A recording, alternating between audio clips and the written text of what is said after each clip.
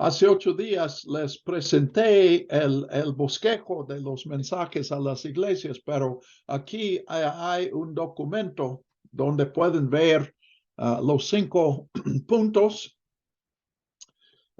y pues las 3 divisiones del número 3 es lo grueso de cada mensaje. Entonces vamos a ver que todos siguen este esquema con 2 excepciones.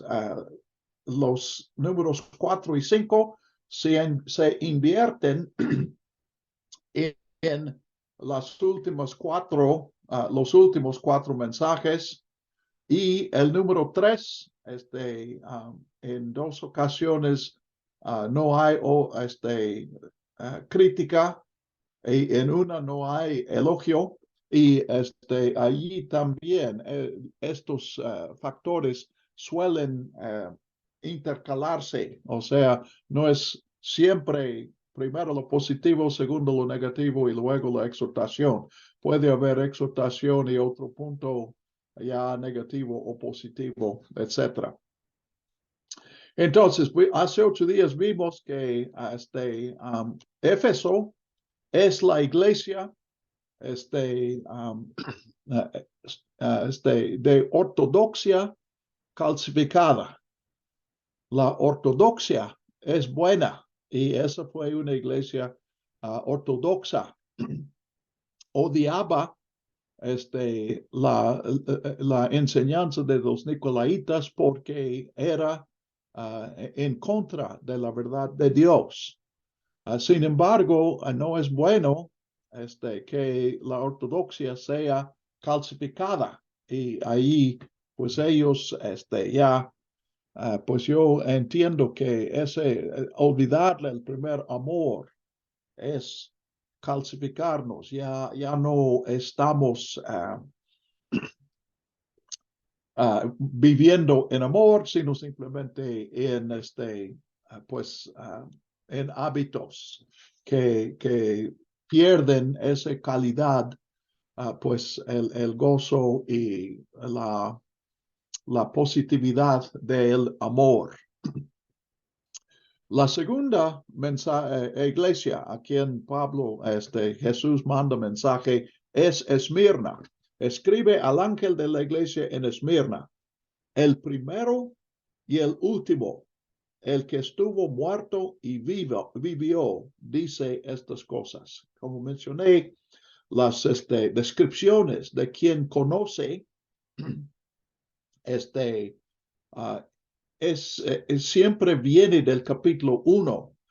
Casi todos los factores desde la visión en el capítulo 1. Vamos a ver más adelante que hay uno que toma la descripción de otra parte del capítulo 1. Entonces, yo conozco tu tribulación y tu pobreza, aunque eres rico, y la blasfemia de los que dicen ser judíos y no lo son, más bien son sinagoga de Satanás. Entonces, Esmirna es la iglesia pobre que es rica. Se siente pobre, y sentir, yo creo que es parte de la riqueza. Como en el caso de Éfeso, hay aplicación aquí en pues realmente cualquier iglesia. Probablemente en este momento encuentras más pertenencia para tu vida y tu comunidad en un mensaje, en otro día tal vez en otro de los mensajes. Pero acuérdense que en cada mensaje dice, el que tiene oído, oiga lo que el Espíritu dice a las iglesias. Y yo entiendo que eso quiere decir que el Espíritu puede aplicar este mensaje a cualquier persona, a cualquier iglesia. Entonces, era una iglesia que sufría tribulación, y probablemente la pobreza se relacionaba con la tribulación.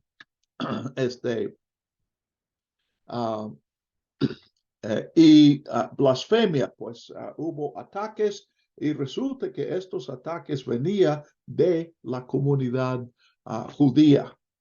Es una de las tristes ironías de la historia, de que la primera persecución de los cristianos vino de los judíos. Y aún más irónico que cuando la iglesia ya tenía el poder para hacerlo, pues recompensó esa tribulación, esta persecución con creces. No es la aplicación correcta de la escritura. Aquí, los que dicen ser judíos y no lo son, sinagoga de Satanás no es una descripción de la iglesia, de la religión judía como un todo a través de toda la historia. Tiene que ver con una situación allí en el primer siglo. Es interesante que también es el Evangelio de Juan, el que usa el término los judíos para representar el mundo que se opone a Jesucristo y su cuerpo, su iglesia. Entonces aquí pues vemos lo mismo. Vamos a ver en la sexta iglesia, en el sexto mensaje, esta misma descripción de sinagoga de Satanás. La aplicación no es que nosotros debamos oponernos a los judíos. De hecho, hoy el problema que existía en Esmirna no existe. Pues casi en ninguna parte del mundo, tal vez en ninguna, sino que más bien que escuchemos la advertencia de que nuestra sinagoga quiere decir congregación, puede también ser una congregación no de Dios, sino de Satanás. Cuando usamos la fuerza, pues yo creo que esto se aplicaría a mucho de nuestro evangelismo. Cuando nosotros propagamos el evangelio con presión, decimos, bueno, no usamos violencia, pero lo que usamos es una violencia sutil. De hecho, la manera que supuestamente enseñamos acerca del infierno, especialmente cuando hablamos a inconversos, pues en efecto es ese tipo de violencia. Entonces, no tengas ningún temor de las cosas que has de padecer. Aquí el diablo va a echar a algunos de ustedes en la cárcel para que sean probados y tendrán tribulación por 10 días. Sé fiel hasta la muerte y yo te daré la corona de vida. Entonces, esta iglesia, noten aquí que no hay ninguna crítica. Jesús no habla de lo que esté mal en esta iglesia. Hay dos iglesias que no contienen, no reciben ninguna crítica y son precisamente el número 2, o sea, la que sigue a la primera iglesia Éfeso, y el número 6, la que precede a la última de las iglesias, que es la Odisea. Entonces, yo creo que esta posición no es casual, inclusive, pues cuando reflexionamos sobre nuestras iglesias hoy, entre 7 iglesias, ¿cuáles tienen algún defecto hoy? Si conoces a 7 iglesias en tu región, en tu ciudad o en tu comunidad, de 7 iglesias, ¿cuántos tienen defectos que se pueden criticar? Algo dice 7, él es muy pesimista.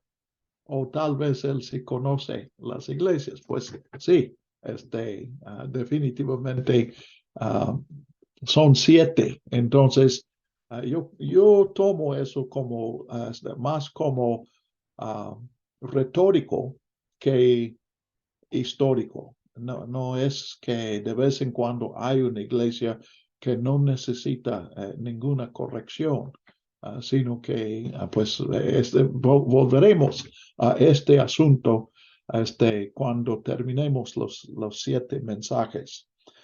Entonces, pero aquí el mensaje está muy claro. La persecución viene, pero aún en la persecución son ricos. Es interesante también que ambas iglesias que no reciben ninguna crítica uh, están bajo persecución. De hecho, la mención de la sinagoga de Satanás, los que dicen ser judíos pero no lo son, que sería la idea de que el pueblo de Dios ya es el pueblo cristiano y no exclusivamente la judía. Es una parte de eso. Entonces, yo creo que hay una sugerencia aquí de que la persecución sirve para madurarnos, purificarnos, para que seamos lo que Dios quiere que seamos. Y luego, este versículo 10, pues noten aquí el realismo. Jesús dice, ustedes están perseguidos, pero todavía no termina la persecución, viene más. Entonces, no tengas ningún temor de las cosas que has de padecer. Noten aquí, pues, en el evangelio de la prosperidad o la versión light de evangelio de persecución, de prosperidad que nosotros solemos predicar, hay una promesa de que Dios nos va a proteger. Pero aquí la promesa a la iglesia en Esmirna es: vas a sufrir más persecución. Vienen cosas peores. Entonces, pues es un reto para mí y yo creo que para todos nosotros. ¿Realmente estamos negociando con Dios o estamos sirviendo con un compromiso um, um, incondicional? Y aquí, pues, Dios supone que esta iglesia tiene un compromiso incondicional. El diablo va a echar a algunos de ustedes en la cárcel para que sean probados. Eso implica que todavía no han sufrido persecución, pero no ha incluido cárcel hasta ahora. Y si no ha incluido cárcel, yo creo que tampoco ha incluido muerte. Vamos a ver que en el siguiente mensaje, la iglesia en Pérgamo, sí hubo un mártir ya que murió por su fe. Y dice, tendrán tribulación por 10 días. 10 es el número de la humanidad, lo completo del hombre. Probablemente se basa este número en los dígitos de un cuerpo humano, pero es una palabra que expresa lo completo. Yo a veces lucho para distinguir entre 7 y 10. Los dos, pues 7, yo diría, una mejor descripción es perfección. 10, una mejor descripción es completo, no tanto perfecto, sino completo, total. De hecho, 10 aparece la mayoría de las veces en Apocalipsis como 1000, pero es el mismo símbolo, 10 o 10 por 10 por 10. Entonces, pues, entonces viene más persecución a manos humanas, pero es persecución de días. No dice meses, no dice años. Entonces, la idea es los que se oponen, sus enemigos van a hacer todo lo que puedan. Pero a fin de cuentas, no son dioses, son hombres. Y por lo tanto, va a haber un límite. Es cosa de días. Es un tiempo corto relativamente. Y luego, pues, esta que ha venido a ser como un lema que usamos y lo usamos tanto que ni siquiera nos damos cuenta que es una contradicción. Sé fiel hasta la muerte y yo te daré la corona de la vida. Si te pido prestado y digo que te voy a pagar cuando hayas muerto, pues te das cuenta que no te voy a pagar.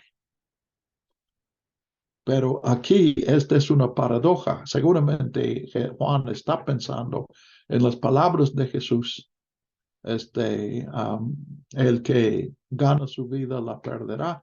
El que pierde la vida por mí, la ganará. Y aquí, sé fiel hasta la muerte. Y aquí, esta paradoja es central al Apocalipsis. Ya lo hemos mencionado. Estamos en la mano de Jesús y estamos protegidos, pero también estamos expuestos en el mundo. Ahora, no sin Jesús. Jesús está entre los candeleros. Jesús está con nosotros, pero vamos a sufrir. Servir a Cristo es sufrir. No es puro sufrir, pero sí incluye siempre sufrimiento. Entonces, pues, ¿qué es lo que es protegido y qué es lo que no es protegido? Una formulación que se ha hecho es, bueno, es la vida espiritual. Podemos perder la vida física, pero Jesús cuida o Dios nos preserva la vida espiritual. Y eso es verdad, pero no es suficiente, porque como estamos viendo aquí, estar en la cárcel, cuando te meten en la cárcel, pues entra tu cuerpo y también entra tu espíritu. Y el mayor sufrimiento realmente ni es físico. Entonces, pues yo creo que entenderemos que si la pregunta es, bueno, obviamente, estas iglesias estaban preguntando por qué Dios no nos está protegiendo. Si Jesús es el rey de los reyes, ¿por qué estos reyes nos están persiguiendo? Y Juan responde a esa pregunta, no contesta esa pregunta, pero sí responde, dice, bueno, el sufrimiento es parte del camino, es parte de seguir a Cristo. Entonces, el sufrimiento no es porque, pues este versículo confirma lo que vemos en otras partes. No estás sufriendo por pecado, estás sufriendo por tu fidelidad. Sé fiel hasta la muerte. Si sigues a Cristo, te va a costar la vida. Pero a la vez Jesús nos da vida. Y es la única vida que es genuina, que es real y es permanente. Entonces, la corona de la vida es ya se llama un genitivo apositivo. La vida como corona. El premio que se da por ser fiel a la muerte es la vida. Entonces, que escuchen al Espíritu, y el que venza jamás recibirá daño de la muerte segunda. En Éfeso, la promesa al vencedor es comer del árbol de la vida, y aquí no recibir daño de la muerte segunda. Pueden ver el lado positivo, el lado negativo, pero es la misma experiencia. ¿Qué entienden por la muerte segunda? No se está refiriendo a la muerte física, ¿no? La muerte espiritual. ¿Qué es muerte espiritual? El que ya poder Separación de Dios. Condenación. estar apartado de Dios completamente. ¿Ok? Estar apartado de Dios, ¿cuándo? por la eternidad. El problema de muerte espiritual es que es ambiguo. La muerte espiritual es cuando uno dice no a Dios, cuando uno escoge el pecado, entonces muere. Dios dijo a Adán, el día en que peques, que comas, morirás. Entonces ese es el Segunda. espiritual. Muerte La segunda es segunda condenación. ¿Perdón? Muerte segunda es condenación. La muerte segunda es la condenación. La muerte segunda no es, yo creo que, aunque aquí no quiero ser dogmático, pero el enfoque no está en las consecuencias inmediatas del pecado. Es segunda, entonces, es después de la muerte. Por eso, muerte segunda. Entonces, es la separación, definitivamente es separación de Dios, pero es la separación final, la separación eterna de Dios. El pecador está separado de Dios. Nosotros como pecadores estamos separados de Dios a la vez que Dios nos está dando una relación con Él hoy. Pero este es el viejo hombre y el nuevo hombre, las dos realidades que vivimos. Pero aquí la segunda muerte sería la muerte después de la muerte. Entonces, en términos de Juan, el lago de fuego correspondería a la segunda muerte. Muy bien, entonces, Pérgamo, la tercera iglesia, el tercer mensaje, mejor dicho. Escribe al ángel de la iglesia en Pérgamo. El que tiene la espada aguda de dos filos dice estas cosas. Pérgamo era la capital de la provincia. Bueno, tal vez mejor dicho, capital no es exactamente, no es como capital hoy, es la sede del gobernador romano. Entonces, probablemente, pues algunos piensan, muchos piensan que la espada de dos filos se menciona aquí porque es Pérgamo que tenía el uso del poder de la espada, o sea, la muerte como castigo de alguna ofensa. Pero pues aquí Jesús es el que tiene la espada sobre la espada de Roma. Yo conozco donde habitas, donde está el trono de Satanás. Tal vez trono de Satanás también tiene referencia a la sede del gobierno romano, porque el César y su gobierno era para Juan en el capítulo 13 la bestia. Pero también especulan, la arqueología ha revelado que en un lado de Pérgamo había un monte, un monte, y ese monte tenía como un descanso, o sea, no era encima del monte, sino subiendo parcialmente al monte y hay como un anaquel, y la arqueología revela que allí construían templos y altares paganos. Entonces, se especula que el trono de Satanás está refiriéndose, pues, esos templos que están elevados sobre el nivel de la ciudad. Entonces, como un trono, pero no es el trono del Dios verdadero, entonces el trono de Satanás.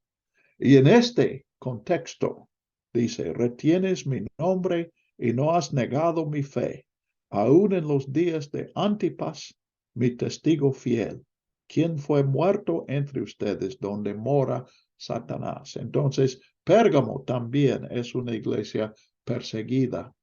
Y parece que esta sería raro. Estoy dando mi evidencia por mi conclusión que les voy a dar. Sería raro que se omitiera mención de uno que murió por su fe en Esmirna, si se menciona después en Pérgamo. Entonces, parece lógico pensar que en Esmirna había persecución, habían perdido sus bienes por Cristo, pero nadie había perdido su muerte. En este Pérgamo, pues se menciona un nombre, Antipas. Entonces, pues tenemos que concluir que solamente uno de los hermanos allí había perdido su vida. Sin embargo, tengo unas pocas cosas contra ti, que tienes allí a algunos que adhieren a la doctrina de Balaam, que enseñaba a Balac a poner a tropiezo delante de los hijos de Israel, a comer de lo sacrificado a los ídolos y a cometer inmoralidad sexual. No puedes leer exactamente eso en Números, donde se mencionan Balaam y Balac. Lo que leemos allí es que Balaam, el rey, Balac, el rey de Moab, llamó a Balaam un vidente, uno que veía visiones, para maldecir a Israel, pero Dios no le permitió hacerlo. Y sin embargo, capítulos después, cuando Israel gana una batalla con Balac y Moab, menciona que Balaam murió en esa batalla. Entonces nos damos cuenta que Balaam seguía, después de lo que habíamos leído antes, con Balac. Entonces especulaban que, porque también se lee que algunos israelitas en aquel tiempo tomaron esposas moabitas, y que esto pues introdujo la idolatría entre la congregación de Israel.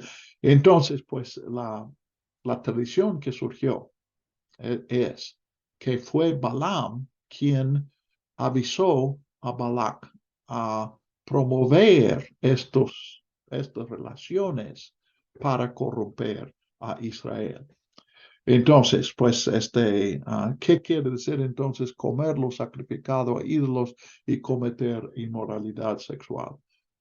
En términos de números de ese tiempo, tiempos de Moisés,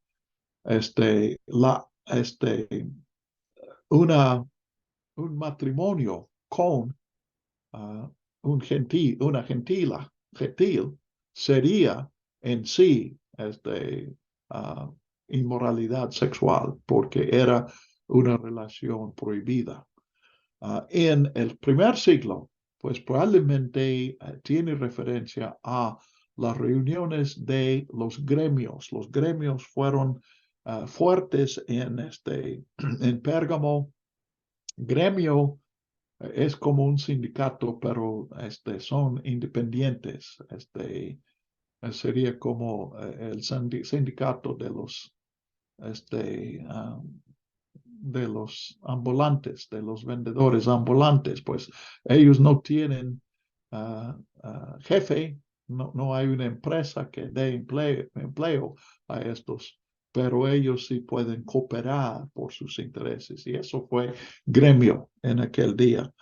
Y el gremio tenía su dios o su diosa patrona, y en su reunión, pues, se reunía cada año, tenían una pues fiesta, una cena, y hacían sacrificio a sacrificaron un animal a su Dios y luego el banquete era comer el sacrificio a ese Dios. Y pues también es probable que en ocasiones, no sabemos específicamente de los gremios, pero sabemos que en los templos de aquellos tiempos, especialmente templos a diosas, había sacerdotisas que en realidad eran prostitutas para como parte del culto ahí.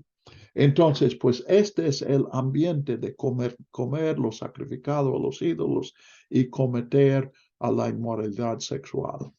Asimismo, 15, tú también tienes a los que adhieren a la doctrina de los nicolaitas. Entonces se piensa, pues, la única pista que tenemos para saber algo de los nicolaitas es que este versículo viene inmediatamente después del versículo 14. Entonces, se piensa que los nicolaitas enseñaban eso. Ahora, probablemente, pues por un lado, es probable que hubo algo de gnosticismo allí, que lo importante es mantener el alma limpio y pura.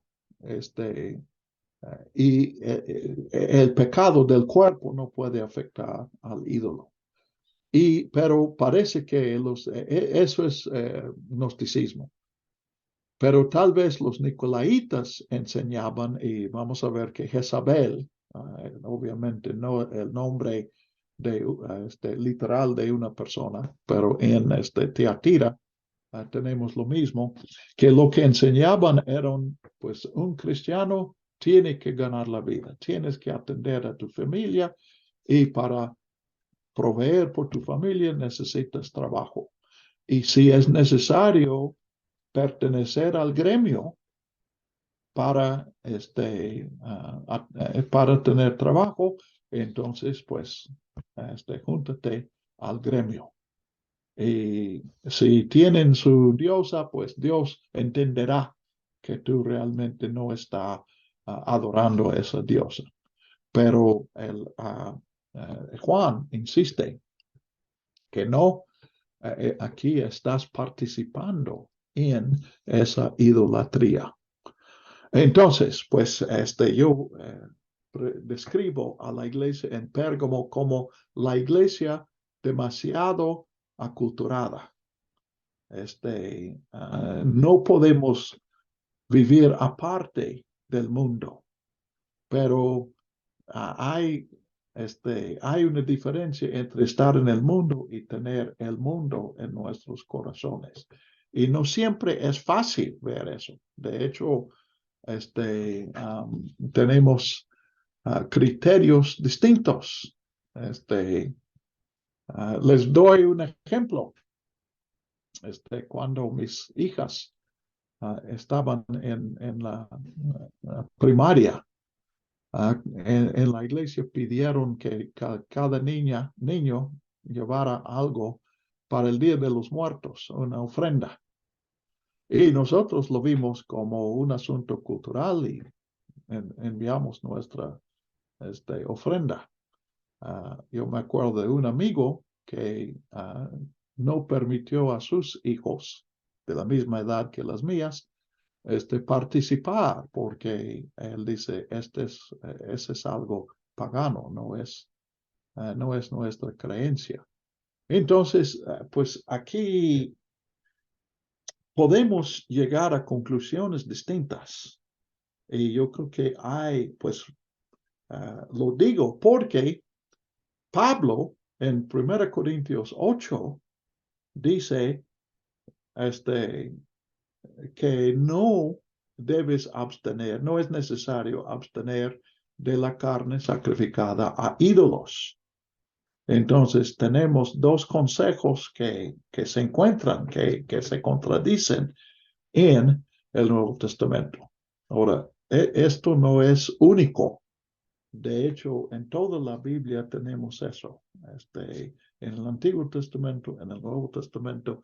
Inclusive hay proverbios que se contradicen. Dos proverbios que vienen como una pareja en proverbios y se contradicen. Por ejemplo, hay un proverbio que dice, calla al necio, que no hable. Y el siguiente dice, no calles al necio, porque te metes en esa maraña en el que está.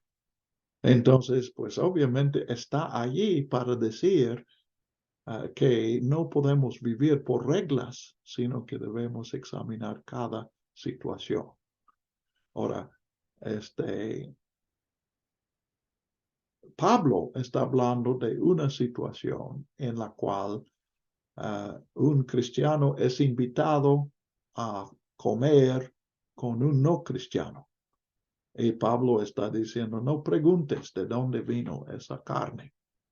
Juan está hablando de una situación donde el sacrificio de este animal es parte del evento. Y entonces se sacrifica al Dios y se come como parte del mismo evento. Entonces, pues realmente son distintos contextos.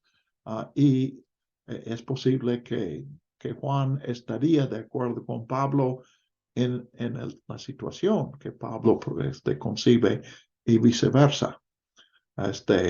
Pero también es posible que uno es más estricto que el otro. Aquí no es tan sencillo decir esto o lo otro es absoluto, porque es importante identificarnos con las personas, nuestros amigos, a quienes estamos testificando de Cristo con nuestras vidas y con nuestras palabras. Pero también es importante mantenernos. Cuando yo frecuentaba una cervecería, pues una cantina de cervezas, yo sentía que era importante tomar con mis amigos que estaban tomando. Pero yo creía que como que para mí criterio era mejor tomar una coca y no una cerveza, mientras ellos tomaban cervezas.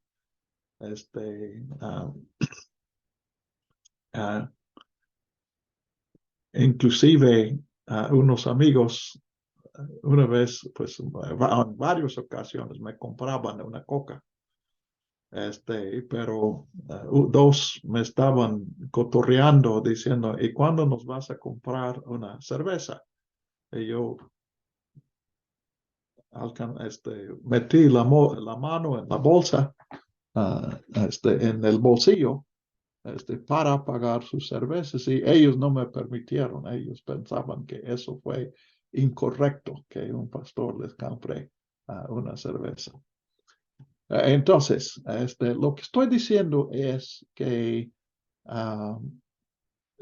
sí debemos pensarlo y tomar una decisión responsable, pero no tenemos derecho a juzgar a otros porque ellos lleguen a una decisión distinta. Entonces, pues aquí, volviendo al versículo 14, ¿qué es inmoralidad sexual? Es posible que Juan tiene referencia al uso de prostitutas. Pero también es posible que aquí es el uso del Antiguo Testamento, que la idolatría se presenta como fornicación o realmente como adulterio. Entonces, pues parece que hubo una tolerancia de eso. Asimismo, tú también tienes a los que se adhieren a la doctrina de los nicolaitas. Entonces, no es todos en las iglesias que tienen ese criterio, pero algunos sí tenían. Por tanto, arrepiéntete, pues de lo contrario, vendré pronto y pelearé contra ellos con la espada de mi boca. Noten, en Éfeso vimos eso. Vendré y quitaré tu candelero. Y aquí vendré y pelearé con ellos, con la espada de mi boca, la espada que se menciona en el versículo 12. Interesante es que en el versículo 12 no menciona la boca, pero aquí sí. Y en el capítulo 1 sí. Entonces, Jesús viene, pero pues como Amós dijo, ustedes están anhelando el día del Señor, pero el día del Señor no va a ser reivindicación para ustedes, sino condenación, porque andan mal. Entonces, Jesús viene constantemente, pero viene no solamente para rescatarnos, sino también para corregirnos. Y aquí, pues, en ambos casos, ese no es simplemente una llamada de atención. Dice, vendré y quitaré tu candelero en Éfeso, y aquí en Pérgamo dice, pelearé contra ellos con una espada. Entonces, una corrección seria, una corrección dolorosa. El que tiene oído, oiga lo que el Espíritu dice a las iglesias. Noten a las iglesias, no dice a la iglesia en ninguna de las 7 veces. Pues de lo contrario, al que venza, le daré de comer del maná escondido, y le daré una piedrecita blanca, y en la piedrecita un nombre nuevo escrito que nadie conoce, sino el que lo recibe. El maná escondido es parte de una tradición, tal vez nosotros diríamos una superstición. Después de la destrucción del templo, algunos judíos no podían tolerar la idea de que los babilonios habían tomado el arca del pacto, robado el oro y quemado la madera, y pues el maná que estaba, según Hebreos, en el arca, según Números, frente al arca. Entonces, pues, inventaron realmente una tradición de que Jeremías, en vísperas de la destrucción, de la derrota de Jerusalén, había entrado en el lugar santísimo, había tomado el arca del pacto, y con el arca, el maná adentro, y lo había escondido, y que al fin del tiempo, en el día del Señor, se iba a descubrir el arca. Como ustedes saben, ese día del Señor llegó en los días de Indiana Jones. Bueno, no, ese es otro mito, pero sí, el arca perdida es precisamente, viene de lo mismo, la destrucción del templo en 587 antes de Cristo. Entonces, el maná escondido es el maná que se va a descubrir en ese último día. Obviamente, Juan no, y Jesús menos, está diciendo que todo eso es historia, pero hacen referencia a un cuento o una creencia popular. Entonces, el maná escondido, y pueden ver aquí, pues, maná es pan de vida. Entonces, la promesa otra vez de vida, como vimos en los 2 casos anteriores. La piedrecita con un nombre nuevo, en los Juegos griegos, nosotros conocemos Juegos Olímpicos, pero Olimpia era solamente una de varias ciudades griegas que celebraban juegos, competencias gimnásticas.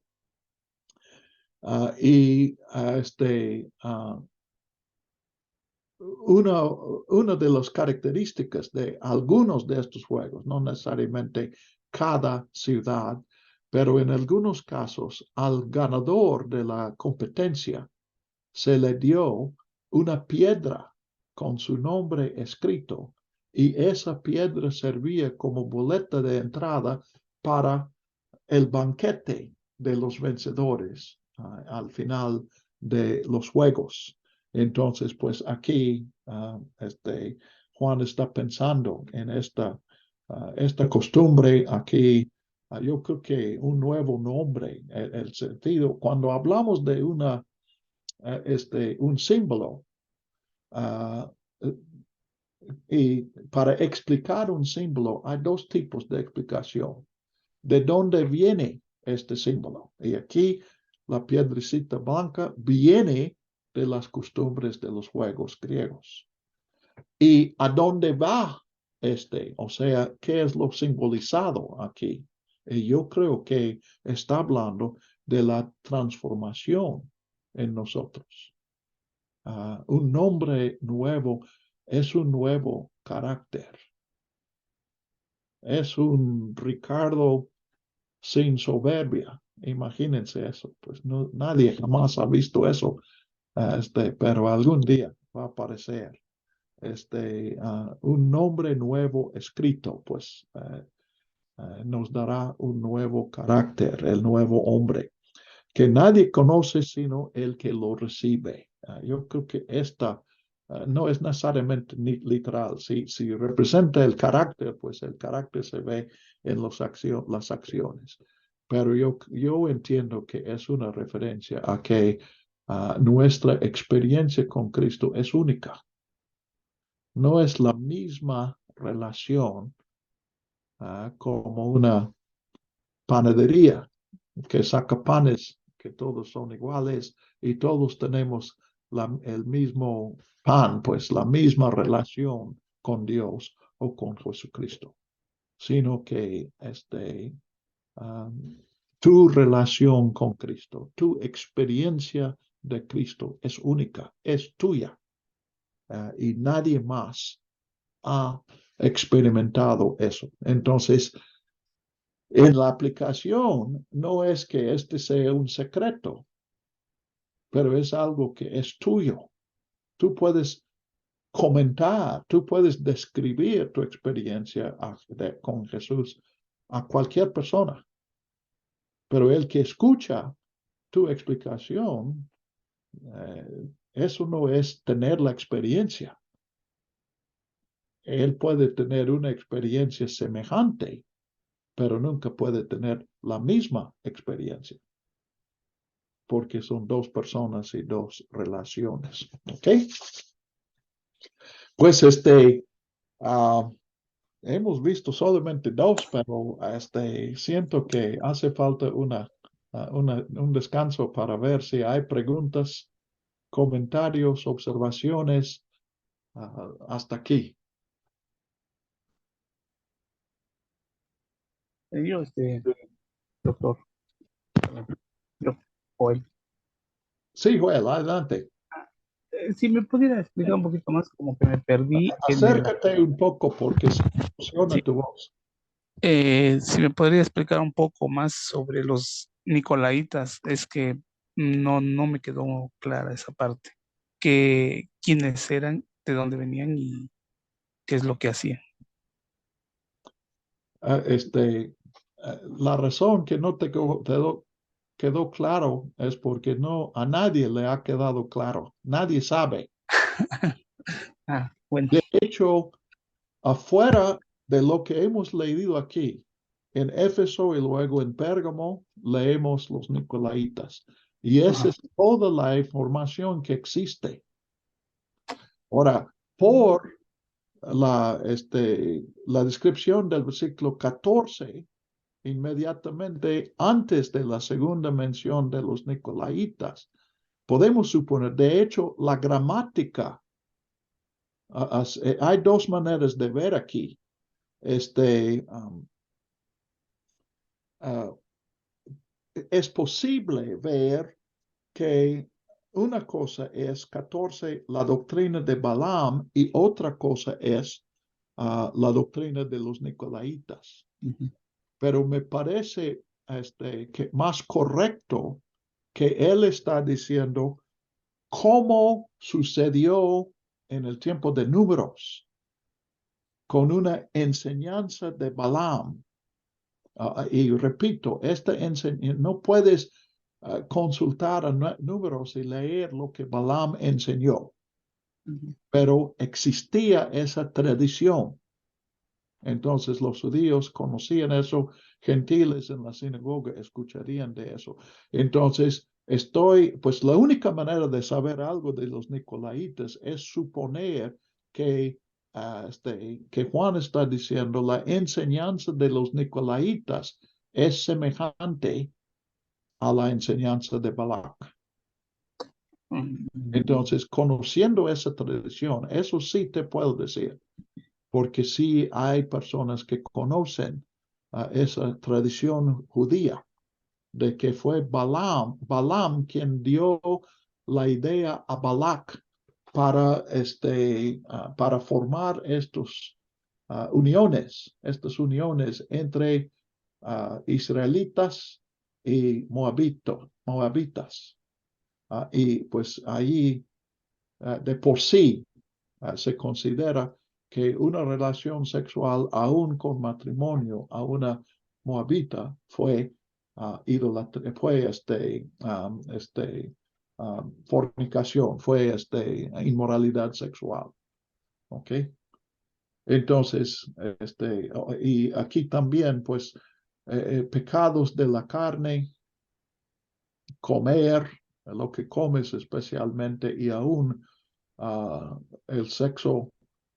Los gnósticos, hubo dos grupos. Mi impresión es que la mayoría practicaban el ascetismo, la abstención de relaciones sexuales.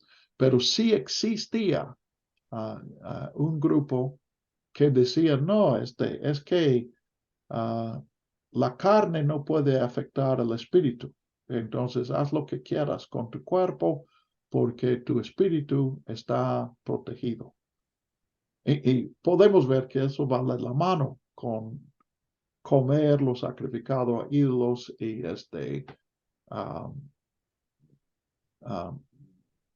y inmoralidad sexual. ¿Okay?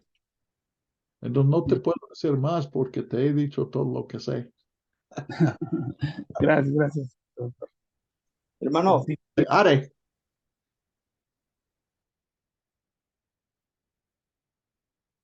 Ok, gracias. A mí me queda un poco de dudas sobre esta parte en que entiendo que ellos aceptan o aceptan que haya en la iglesia personas que no siguen pues la doctrina, ¿no? Y lo que comentaba ahorita de poder compartir tal vez tiempo con personas que no son cristianas. ah, Creo que personalmente mm, he intentado no juzgar a los demás, el poder crear relaciones, aunque haya amigos que eh, que no son cristianos o que tienen ciertas actitudes que no son como propias del cristianismo. Y, y creo que a veces hasta con mi familia veo ciertas cosas que aunque van a la iglesia, pues no, a mis ojos no son correctas, pero he evitado decirles comentarios o eh, juzgar, ¿no? Entonces, no sé qué tan bueno es poder decirles como, pues yo te amo como eres y, y yo no te juzgo, o qué tan necesario si es como tal vez poner ahí una palabra de consejo o de reprensión, eh, ya que no estamos como de acuerdo con esas acciones que están haciendo. Gracias. te recomiendo a Romanos 14 y los primeros 7 versículos de 15. Pablo habla precisamente de esto. Pero yo creo que mi consejo sería, primero, que respetemos que cada quien decida por sí mismo. Y yo necesito entender que yo no tengo la sabiduría para decir a todos dónde está la línea. Si tal acto es permitido o no es permitido, especialmente cuando hay opiniones diferentes entre cristianos entregados a Dios, pues necesitamos una humildad allí. Cuando es personas como tus amigos o tu familia y sientes una responsabilidad ante ellos, yo creo que una buena práctica es decir, pues lo que yo he decidido o lo que yo he visto, lo que yo entiendo que Dios quiere es y describir mi práctica, pues ellos observan mi práctica y puedo decir, lo hago porque estas son mis razones. Pero yo creo que nunca es de más decirles, si quieres dar un consejo, pues mi consejo es que tú hagas lo que yo hice, buscar la voluntad de Dios y hacerla. Y entendemos que cuando tú y yo buscamos la voluntad de Dios en una situación difícil, solemos llegar a conclusiones distintas. Ha pasado desde el tiempo de Pablo y Bernabé. Llevar a Marcos con ellos era para ambos un asunto moral, pero la moralidad, la aplicación de la moralidad era lo opuesto en los dos casos. Entonces, decir allí, entonces, sin usar las palabras, cuando dices, esta es mi opinión, estás diciendo, a ti te acepto como eres, no te juzgo, pero yo tengo que juzgarme a mí. Tengo que ser, yo voy a dar cuentas, entonces yo debo ser sincera en lo que, y tomar una decisión concienzuda. Pero no debemos esperar que todos van a llegar a la misma conclusión. De hecho, yo creo que eso también es de Dios. Dios no quiere que todos lleguemos a la misma decisión. Yo me acuerdo a un amigo, mencioné cuando yo frecuentaba a la cantina, un amigo lo mencionó a su pastor y su pastor dijo, yo creo que yo no haría eso.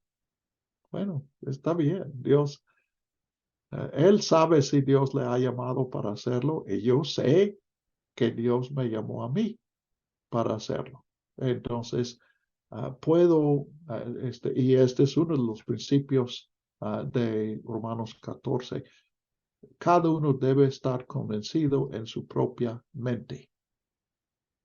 Y el hecho de que a otra persona llegue a otra conclusión no es motivo para que yo la condene a ella, ni ella a mí. ¿Ok? Buena pregunta, muy buena. Hermano, buenas No. noches. Buenas noches, Alfredo. Bueno, un comentario y ojalá y se convierta en pregunta. Noto que en las iglesias al principio veo que son responsables. La mayoría de iglesias, bueno, a las tres que hemos visto, tanto de Éfeso como de Esmirna, pero también noto que como que se ven como víctimas, porque por ejemplo, aquí en el versículo 10 Dice el Señor, no tengas miedo de lo que estás a punto de sufrir. El diablo meterá a algunos de ustedes en la cárcel para ponerlos a prueba. Entonces ahí como que igual en Esmirna dice, yo sé que vives en la ciudad donde Satanás tiene su trono.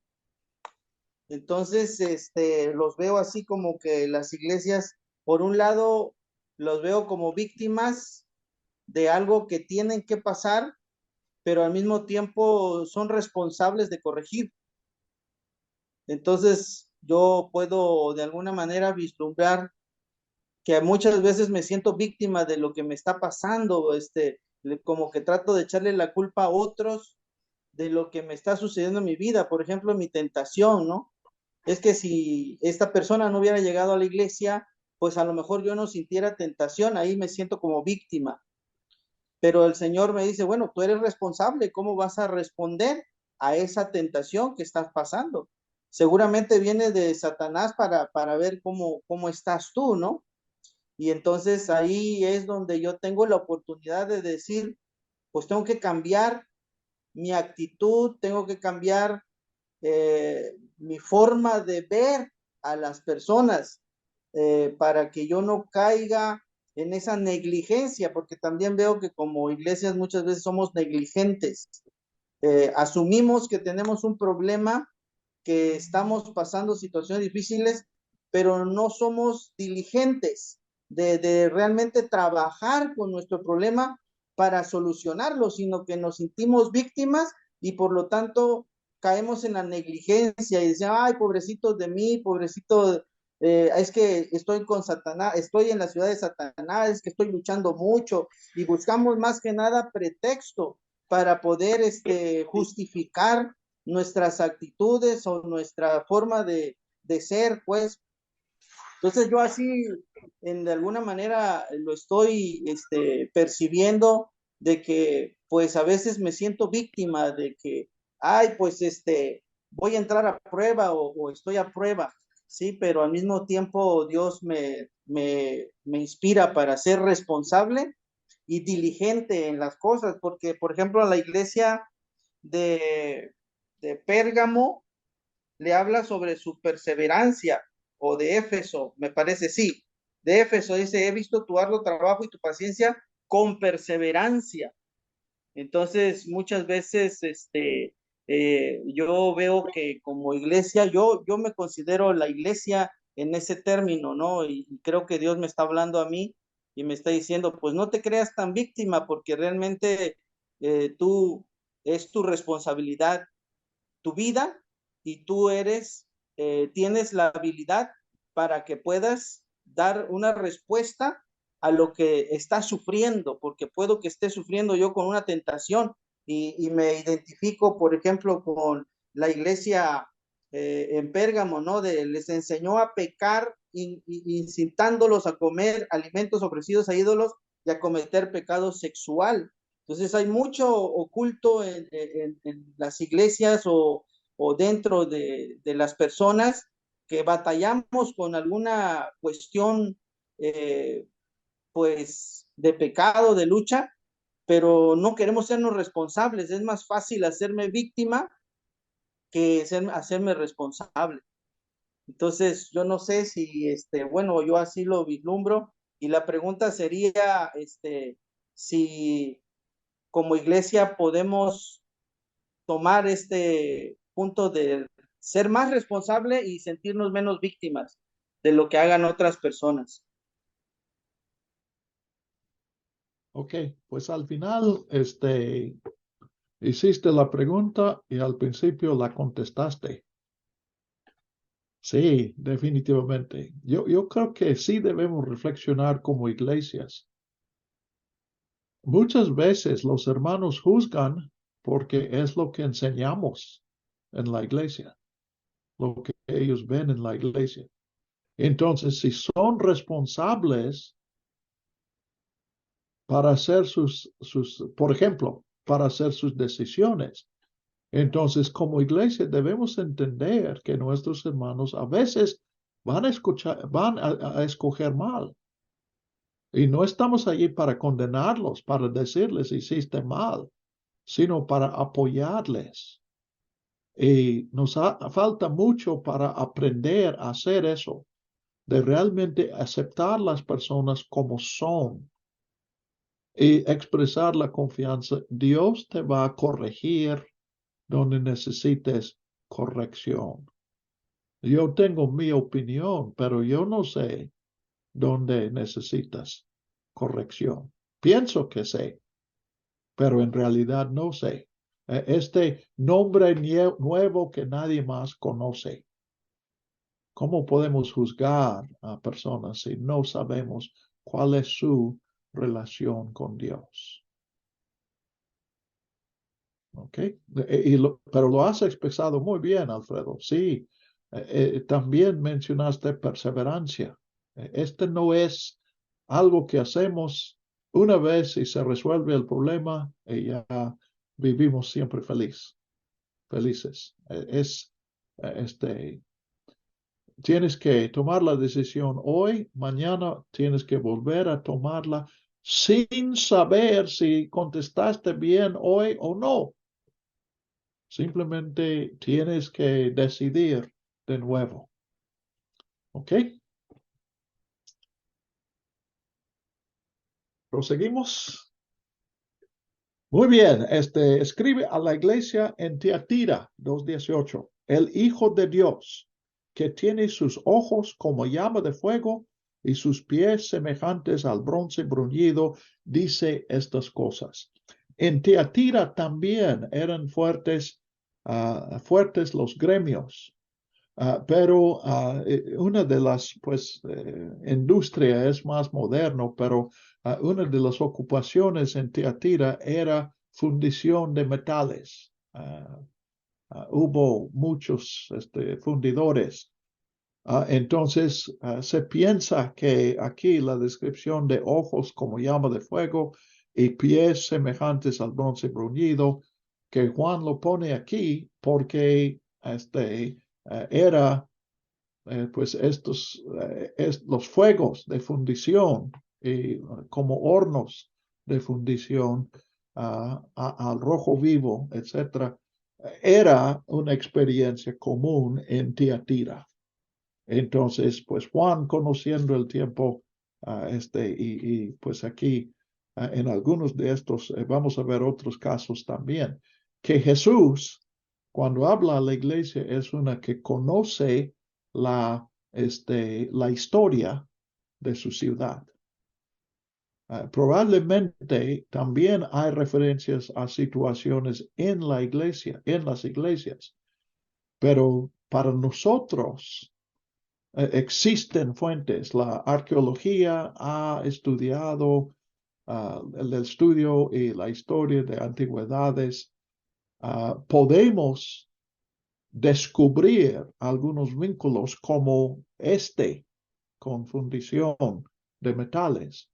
Las situaciones de las iglesias, pues esos han pasado, ya están olvidadas. Entonces, no podremos, no estoy diciendo que no exista eso, sino que nosotros no lo reconoceríamos porque simplemente no conocemos esas situaciones.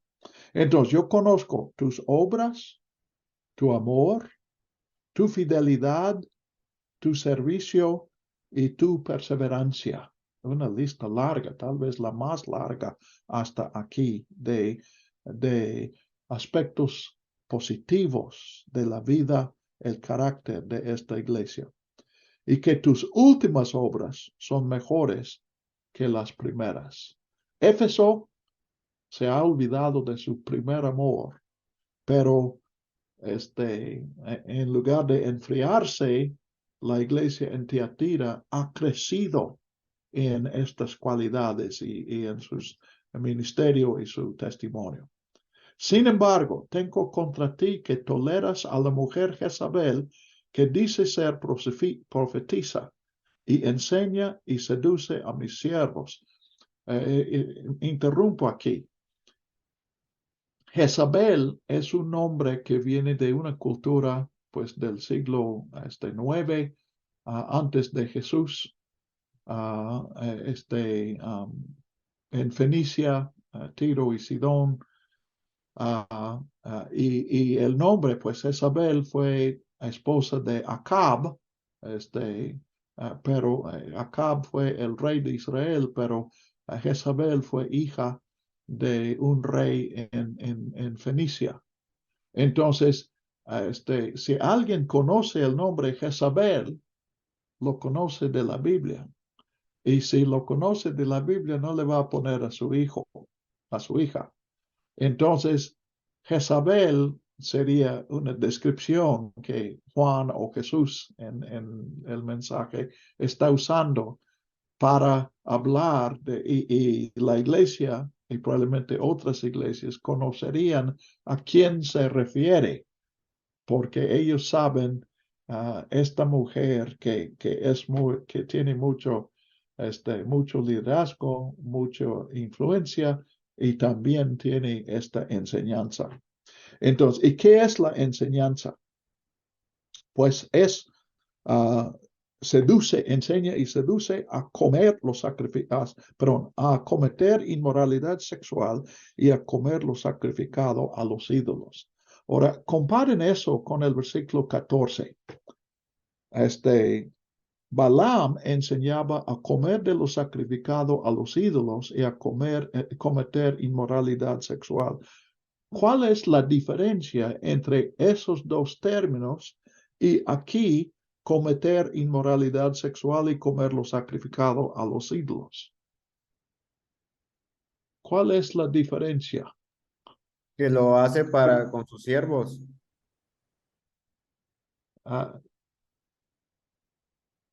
¿Qué dices, Luis? No entiendo qué estás diciendo. Que lo hace, que seduce a sus siervos, a los siervos de Dios. ¿Quién? Jezabel. Y y los nicolaitas lo practican, pero no lo comparten, ¿no? pero yo estoy hablando de la frase. No hay diferencia. Ah, bueno, no hay diferencia. El orden.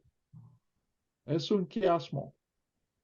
Entonces, ¿por qué Juan menciona el mismo problema dos veces?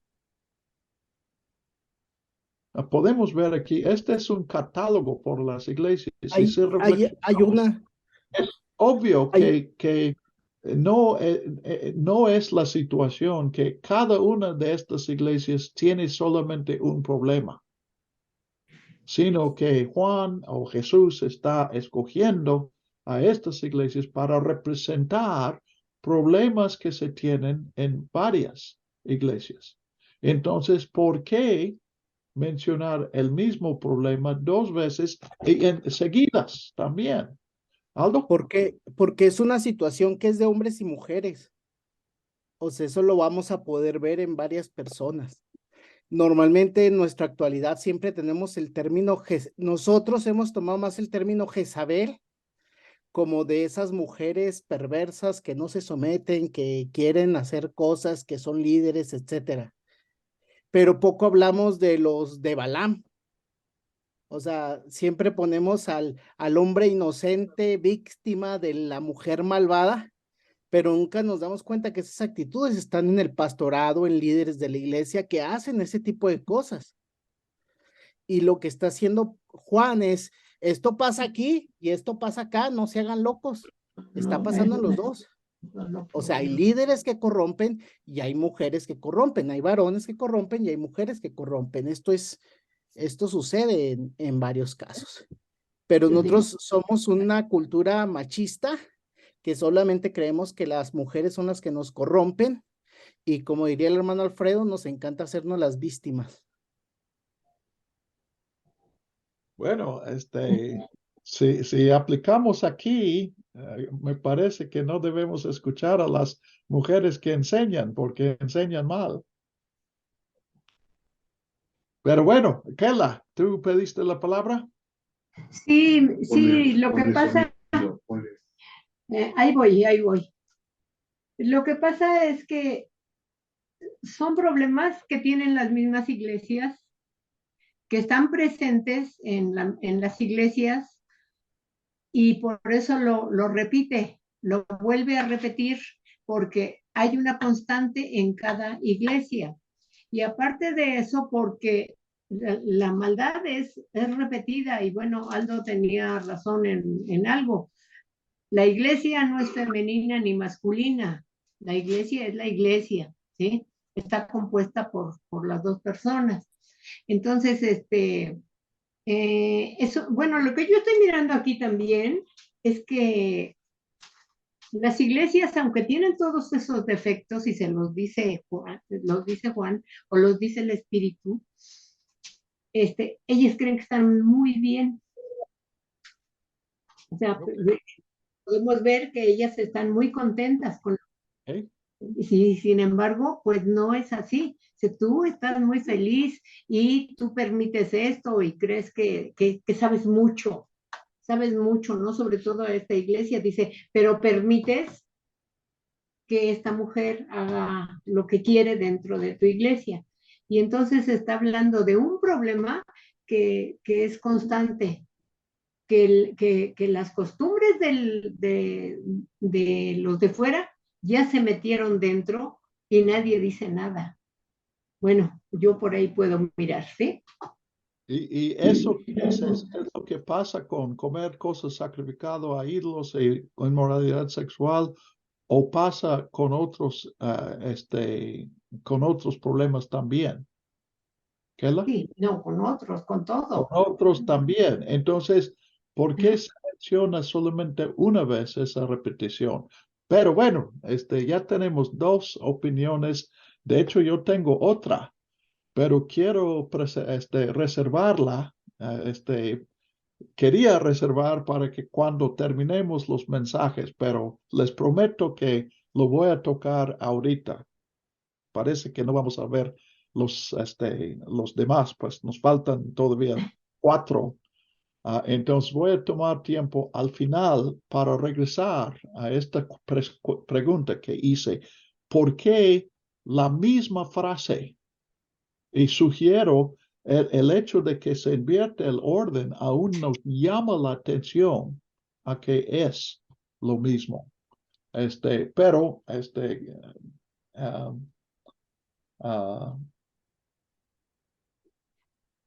Álvaro nos escribe, sin café y sin coca la unción es poca. Amén, amén. Bueno, entonces, ya que estamos en eso, uno no vive solamente por café y coca.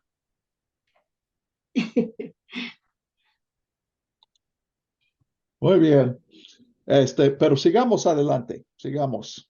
Y dejemos pendiente eso. 21. Le he dado tiempo para que se arrepienta y no quiere arrepentirse de su inmoralidad. Entonces, Dios quiere arrepentimiento, pero sigue ella y este grupo.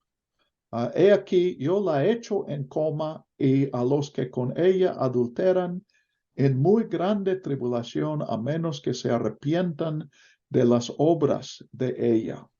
Y a sus hijos mataré con penosa muerte, y todas las iglesias sabrán que yo soy el que escudriño la mente y el corazón, y les daré a cada uno de ustedes conforme a sus obras. Entonces, aquí Juan, el Apocalipsis maneja mucho la ley de talión. La ley de talión es ojo por ojo, pero y lo vemos normalmente y funciona en la ley de Moisés como un límite que no debes tomar más venganza del daño que el daño que se hizo. No se debe castigar a uno que quitó un ojo, quitando ambos ojos, etc. Pero aquí también, y especialmente en Apocalipsis, yo creo que tiene que ver con el arrepentimiento. Yo la he hecho en cama. Entonces, este grupo, ella y sus seguidores, pecaron en cama, pecado sexual. Entonces, van a sufrir las consecuencias en cama, cama de enfermedad.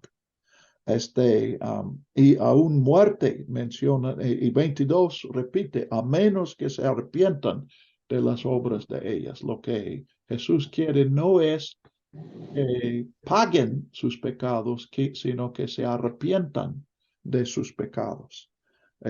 Y hasta muerte para que las iglesias, si ellos no se arrepientan, que otros aprendan la lección. Y porque les daré a todos conforme a sus obras. Dios sabe lo que hacemos y Dios es el juez. Jesús es el juez. Que escudriño la mente y el corazón. Y pues aquí otra vez la mención de otras iglesias pueden aprender de la experiencia y del mensaje para una iglesia. Yo cuando he leído cuando menos un comentario que trata de imaginar quiénes son los que con ella adulteran y quiénes son los hijos. Yo creo aquí que para mí, bueno, para mí, mejor dicho, no creo, para mí este es un solo grupo que se llaman los que pecan con ella y los que son sus hijos, pues es lo mismo. El hijo es el que aprende de su enseñanza de ella y la amante es, el amante es el que participa en su pecado. Pero aquí otra vez, pues tenemos la presencia de todas las iglesias.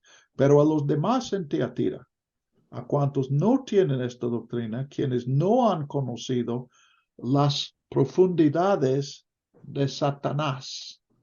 Ahora, es probable, los que estudian dicen, es posible que esta frase usaban, pues Jezabel y este grupo hablaban de las profundidades de Satanás y a veces, de vez en cuando escuchamos algo de eso, que tienes que pecar en serio para entender la gracia de Dios. A lo mejor usted, de vez en cuando yo he escuchado esa tontería, pero yo creo que es más probable que se presentaba eso como profundidades. Y otra vez veo algo de gnosticismo aquí, porque los gnósticos se llamaban gnósticos.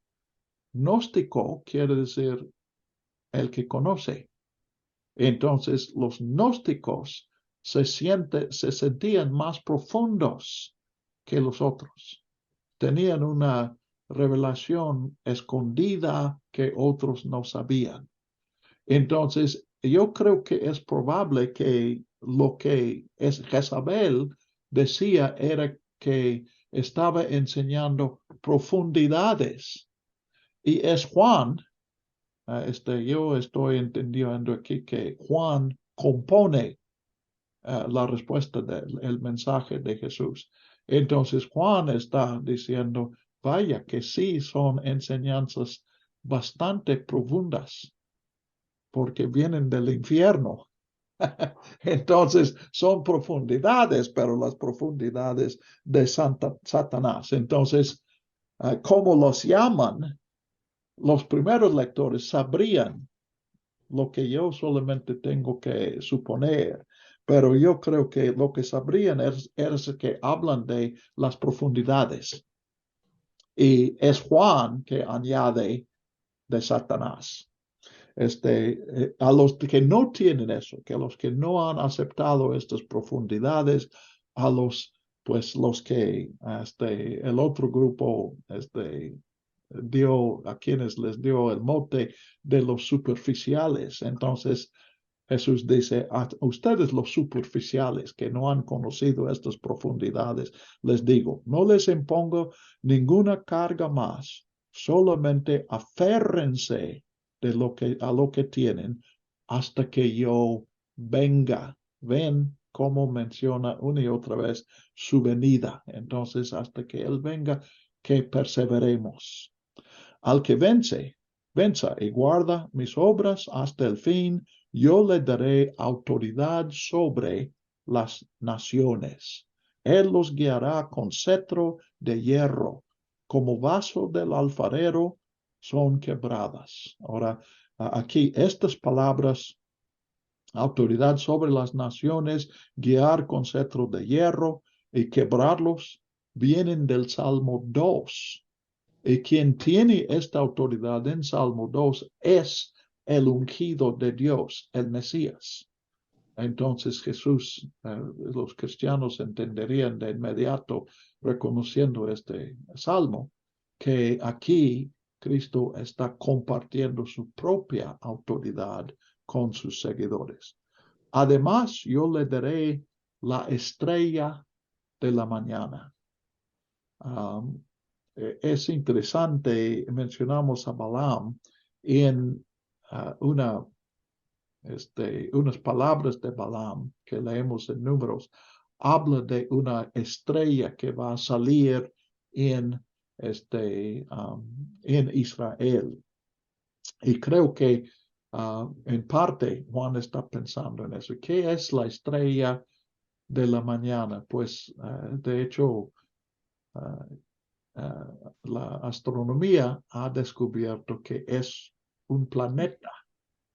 Y siendo planeta, pues es Venus, entonces es más cerca del Sol que nuestro planeta.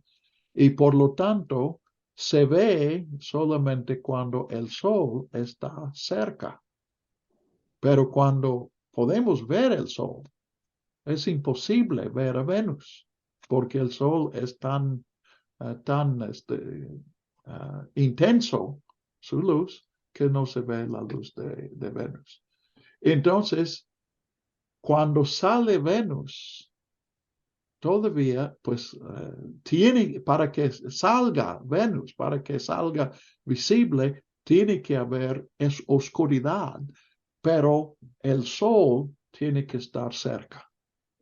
Entonces, la estrella de la mañana es la promesa, y aquí pues sería del nuevo día.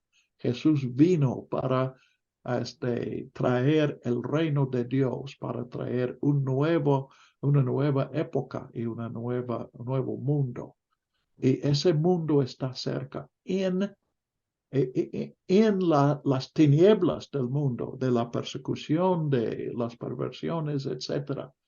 En medio de eso está brillando la luz. Todavía es solamente una lucecita. No es el sol, pero sí hay una estrella de la mañana. Entonces, le daré la estrella de la mañana. Pues en el capítulo 22, Jesús va a decir, yo soy la estrella de la mañana. Entonces, sí, es su promesa otra vez de estar con ustedes. Entonces, pues aquí, como he mencionado en 2 ocasiones, se invierte al que venza, que ahora viene primero, y el que tiene oído, oiga, que antes venía primero y ahora viene al final. ¿Ok? Entonces, Sardis, escribe al ángel de la iglesia en Sardis. Entonces, pues yo diría que Tiatira es la iglesia que no se arrepiente. 3. Escribe al ángel de la iglesia en Sardis, el que tiene los 7 espíritus de Dios y las 7 estrellas, dice estas cosas.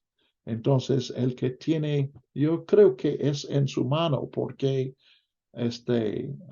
las estrellas, las 7 estrellas están en la mano de Jesús en el capítulo 1. Entonces, el que tiene el Espíritu de Dios, los 7 ojos que ve, el que todo lo ve, pero el que también nos trae el Espíritu para sostenernos en el arrepentimiento, la perseverancia, en la persecución, para inspirarnos y a capacitarnos para la obra, etc. Eso viene de Jesús. Y en su mano tiene las 7 estrellas, que son las 7 iglesias. Y dice, yo conozco tus obras, que tienes nombre de que vives, pero estás muerto. Alguien me escribió esta semana y dijo, pues mi pregunta, no sé, ustedes les pedí que no me contestaran antes del lunes y cumplieron muy bien, ni antes ni después. Pero uno dijo, bueno, hay 2 que no tienen crítica. Y dijo la Odisea, perdón, que no tiene ninguna nota positiva, es pura crítica. La Odisea y también Sardis, porque comienza con la crítica y esta es la primera vez. Siempre Jesús ha mencionado lo bueno primero y luego la crítica. Y puede ser que regresa al bueno, pero siempre viene primero lo bueno. Pues aquí con Sardis es la excepción. Y de hecho, Sardis y la Odisea son las excepciones, que Jesús comienza con la crítica. Pero en Sardis hay una nota positiva después de la crítica. En la Odisea no existe eso. Entonces, tienes nombre de que vives, pero estás muerto. Una crítica muy seria. Ahora, yo la llamo la iglesia dormilona, porque Jesús dice que está muerto, pero luego dice, pues aquí, sé vigilante. Sé vigilante es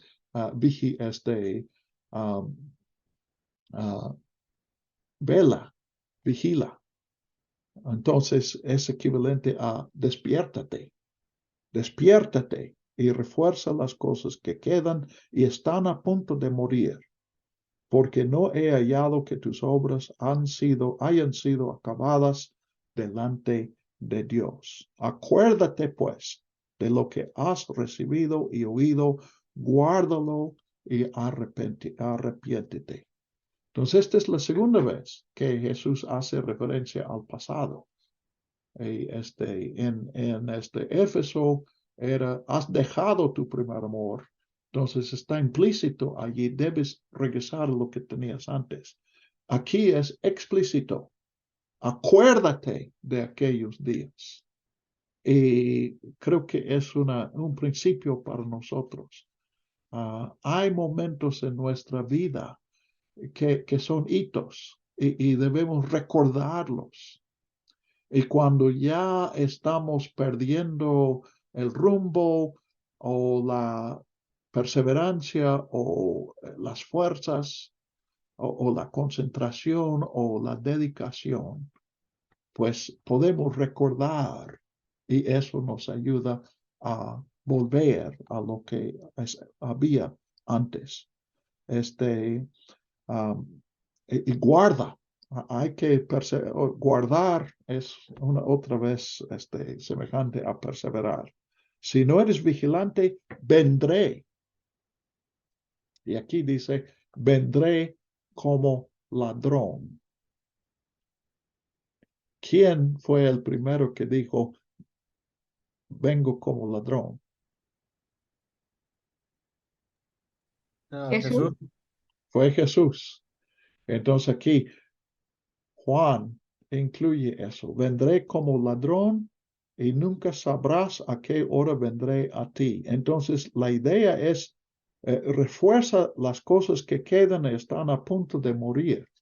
Entonces, la figura allí es, si no atiendes a estas cosas, mueren. Pero aquí, la figura es, si te duermes, puede venir un ladrón y quitarte lo que tú debes estar vigilando. Y aquí el ladrón es Jesús. Qué atrevido acusar a Jesús de ser el ladrón. Pues ¿quién se atrevería a llamar a Jesús ladrón? Nosotros sabemos quién. No es una pregunta retórica. Jesús lo hizo. Entonces, pues aquí un comentario en cuanto a la, el simbolismo tiene el propósito de estimular nuestra imaginación. Pero hay dos pasos. Debes soltar la imaginación y seguir a Juan, pero tratar de sacar lo que está encubierto o la implicación de lo que él está haciendo. Pero el segundo paso es entonces volver al mensaje de Juan y nos ayuda aquí suponer que el mensaje de Juan es parte del mensaje del Nuevo Testamento. Entonces, si no estamos muy claros lo que Juan quiere decir, tal vez haya claridad, pues siempre, con frecuencia hay claridad en otra parte del Nuevo Testamento. Entonces, descartamos algo de nuestras imaginaciones, pero queda algo que nos da más entendimiento. Entonces, nunca sabrás a qué hora vendré a ti. Sin embargo, tienes unas pocas personas en Sardes que no han manchado sus vestidos y andarán conmigo en vestiduras blancas porque son dignas. Ahora, vestidura blanca en el Apocalipsis es primero lo que es en el resto del Nuevo Testamento. Es como el uniforme del cielo. Si ves una uniforme, sabes, este es policía, o otro uniforme, este es bombero, otro uniforme, este es soldado. Y si ves ropa blanca, quiere decir que viene del cielo. En la tumba, cuando Jesús resucita, encuentran en un evangelio un joven, en otro evangelio hombres, en otro evangelio ángeles. Pero lo que todos tienen es que están vestidos de blanco. Y eso quiere decir que vienen del cielo. Entonces, darle vestido blanco es darle vida eterna, la vida en la presencia de Dios, con énfasis en después de la muerte. Pero también en los juegos, aparte de la piedrecita que a veces, no sé si todos los juegos, pero alguna ciudad daba piedrecita blanca como el trofeo del ganador. También a quienes ganan la competición, en algunos casos, los vestían de blanco. Entonces, es símbolo de vencer. Entonces, el que venza vestido blanco van de la mano. También vamos a ver caballo blanco. Los generales romanos en su desfile de triunfo montaban un caballo blanco. Entonces, blanco es el color de victoria, y es vestido blanco, especialmente pertenecer al corte de Dios, a lo que sería el cielo en el Apocalipsis. Ahora, en este caso, no han manchado sus vestidos. Entonces, aquí es pureza. Pero no tienes pureza siempre. De hecho, normalmente en el Apocalipsis, el blanco no se relaciona con pureza. Yo creo que este es el único caso que tenemos. De esta manera, el que venza será vestido con vestidura blanca y nunca borraré su nombre del libro de la vida y confesaré su nombre delante de mi Padre y delante de sus ángeles. La confesión de su nombre, Jesús, se acuerdan que él dijo eso en Marcos 8, los últimos versículos. El que me niega en la tierra, yo lo negaré en la presencia del Padre. pero si me confiesa, yo confesaré. Pueden ver que eso también es ley de talión, pero también es una referencia a pues, los recuerdos de Jesús. El libro de vida encontramos en el Antiguo Testamento.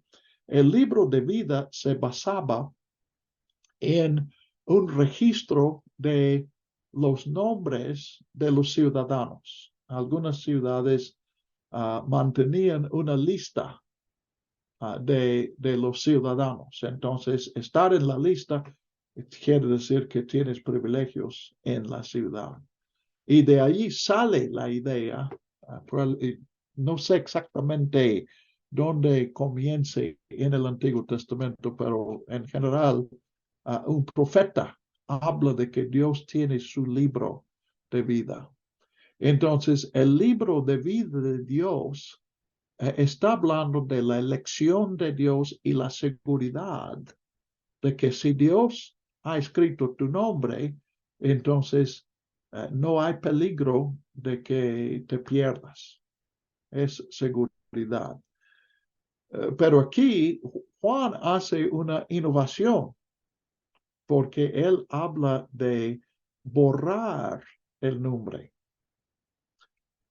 Pero la amenaza de borrar es implícita, porque lo que dice es no voy a borrar el nombre. Entonces sigue siendo un símbolo de la seguridad. Pero si tomamos el borrar como literal, entonces sacamos la conclusión lógica, pues uno puede ser borrado del libro, uno puede perder esa relación con Cristo. Pero el símbolo no abarca esta posibilidad. Esa es una aplicación incorrecta de la lógica. Solamente que parece que Jesús está aquí casi aplicándolo en esa forma incorrecta. Esa es parte de la tensión de estudiar la palabra que nos hace humildes, pacientes y diligentes en nuestro estudio de la Biblia. Bueno, quiero usar el tiempo que nos falta.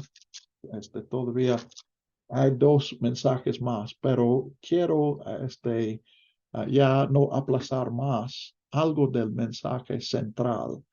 Y para eso quiero que ustedes busquen una palabra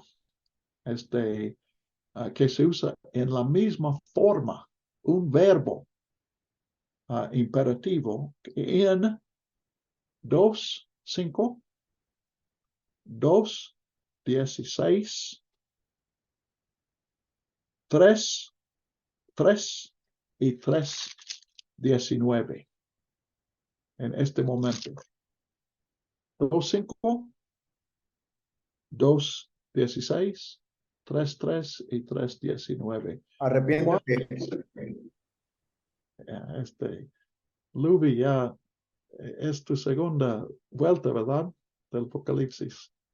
Yo no sé, se supone que repites porque no aprendiste, pero obviamente aprendiste.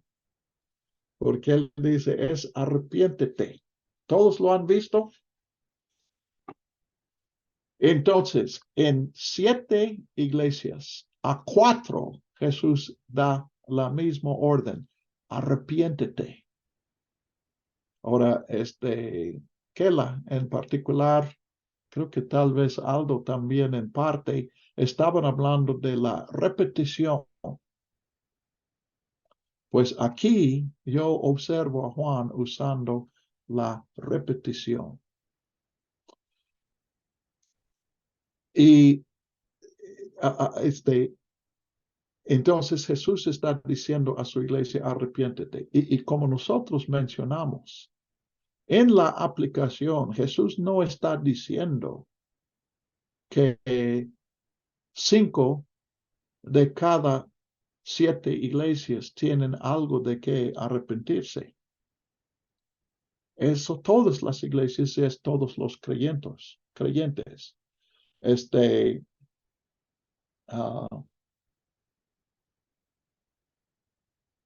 Ok, ahorita respondo a Álvaro, pero vamos a continuar aquí.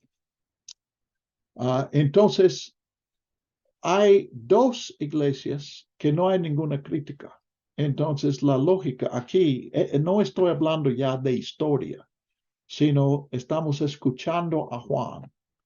Y Juan tiene 5 iglesias que Jesús critica. Y a 4 de estos 5 Jesús dice, arrepiéntete. Hay 2 iglesias, hemos visto una, Esmirna, y no hay ninguna crítica. Y Filadelfia, que vamos a ver dentro de 8 días, tampoco hay una crítica. Entonces es lógico que no puede Juan decir, andas bien, arrepiéntete. Pero todavía queda una iglesia. ¿Cuál es la iglesia que sí recibe crítica de parte de Jesús, pero Jesús no le dice arrepiéntete? Alguien pues vuelvan a buscar estos 4 versículos, 2:5, 2:16, 3:3, 3:19, y verán 4 que se arrepienten, 2 sin crítica, que son Esmirna y Filadelfia. Entonces, ¿cuál es la iglesia a que Jesús critica, pero no le dice arrepiéntete? Álvaro. Esmirna, hermano. No. Esmirna, no tiene crítica. Entonces, es cierto, no dice arrepiéntete en Esmirna ni tampoco en Filadelfia, pero no hay nada de qué arrepentirse. Otra vez, yo no estoy diciendo no hay nada en la iglesia, estoy diciendo en estas palabras no hay nada de qué arrepiéntete. Entonces, ¿cuál es la que queda? Tiatira. Es Tiatira. Entonces, ¿por qué Jesús no llama a arrepentimiento a la iglesia en Tiatira? O más bien, ¿cuál es la trampa en mi pregunta? Es que no se ha querido arrepentir, ¿no, hermano? No, Exacto. no se le ha Entonces, tenido tiempo. ha tenido tiempo. Entonces, está implícito allí que Jesús ya dijo, arrepiéntete. Y no lo dice ya porque no están escuchando. Entonces, en lugar de ser una excepción, es más énfasis. He aquí lo que yo creo que es la explicación de esta repetición, comer lo sacrificado a los ídolos y cometer inmoralidad sexual. Él repite la crítica de Pérgamo en la iglesia de Tiatira porque quiere recalcar otra cosa, que el verdadero problema no es el pecado, el verdadero problema es la falta de arrepentimiento. Entonces, pues seguir a Cristo no es vivir sin pecado. Seguir a Cristo es arrepentirnos de nuestro pecado. Cuando venimos a Jesús, hoy y hasta el final, tenemos que, el arrepentimiento no es simplemente un acto de entrada, es una disciplina constante, es un estilo de vida para el cristiano. Entonces, examinemos un poco más mensaje en Tiatira. Tiatira es la única iglesia a quien Jesús dice, les he dado tiempo para arrepentirse. Tiatira es la única iglesia donde Jesús repite un problema que tiene otra iglesia. De hecho, yo creo que no es casualidad que es exactamente la iglesia antes de Tiatira la que tiene el problema que también existe en Tiatira. Es el mensaje central, es el número 4 Hay 3 iglesias antes y 3 iglesias después. Y es el mensaje más largo. Tiatira, el mensaje comienza en el versículo 18, termina en 29. Este es un total de 12 versículos. No hay otro mensaje tan largo. Por ejemplo, Filadelfia es larga, pero son 13 versículos. Déjeme ver, a lo mejor estoy diciendo mal aquí. No, sí, estoy diciendo mal. Filadelfia son 7 versículos. La Odisea son 8. Entonces, el mensaje en el centro de los mensajes, el único mensaje donde se repite el problema de otra iglesia, el mensaje más largo es la falta de arrepentimiento. Y se acuerdan que yo mencioné eso. La iglesia de Tiatira representa la falta de arrepentimiento. Entonces nos está diciendo, no hay iglesia que no tenga nada de qué arrepentirse. No hay cristiano que no tenga algo de qué arrepentirse. No hay pastor que no tenga algo de qué arrepentirse. No hay profesor, ni siquiera en esta clase, que no tenga algo de qué arrepentirse. Entonces, el mensaje central, literalmente, y también en la enseñanza, es arrepiéntete. A las iglesias. Ahora, una fe penitente. Amén. Tocayo. Gracias.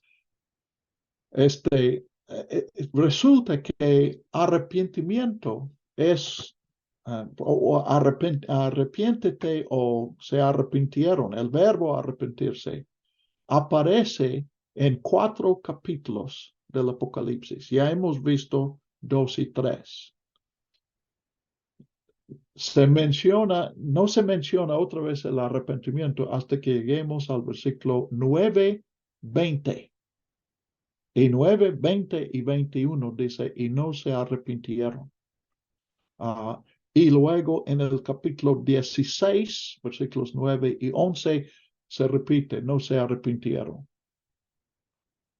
Y en esos 2 casos se trata del mundo. Entonces, en mi experiencia, pues de hecho, cuando yo descubrí eso en el Apocalipsis, ya había descubierto lo que tenemos en 9, 20 y 21. Y eso fue en comentarios. Que pues 9, 20 y 21 está después de la 6ª trompeta. Ahora, anticipando lo que vamos a ver después, los sellos y las trompetas son anticipos del juicio de Dios. Son juicios parciales. Leemos de la muerte de la 4ª parte de la humanidad en los sellos, de la 3ª parte en las trompetas. Las copas en el capítulo 16 es el juicio final, pero estos son anticipos del juicio. Y es la respuesta a la pregunta, pues, ¿por qué hay guerras y desastres naturales y persecución en el mundo? Si Dios es Rey de Reyes, ¿por qué permite esas cosas? Ahora, no hay una respuesta nítida y completa a esa pregunta en ninguna parte de la Biblia. Pero Apocalipsis da una parte muy importante de eso. Dios está llamando al mundo al arrepentimiento. Entonces Dios da un anticipo de su juicio antes del día del juicio para que todos se arrepientan antes del día del juicio. Entonces yo cuando descubrí lo que les acabo de presentar, Yo había descubierto eso y este es clave en el Apocalipsis. Aquí tenemos dos versículos, 9, 20 y 21.